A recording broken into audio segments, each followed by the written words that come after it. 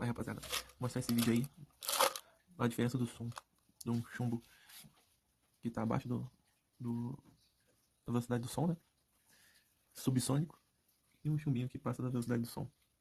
Não adianta supressor nem nada para poder silenciar. É um barulhão.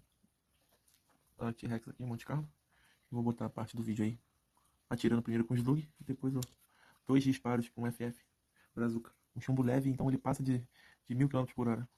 Show? Esse aqui é 270 metros por segundo. Esse aqui fica 300. Por volta de 300 aí, metros por segundo. Dá uma velocidade bem alta.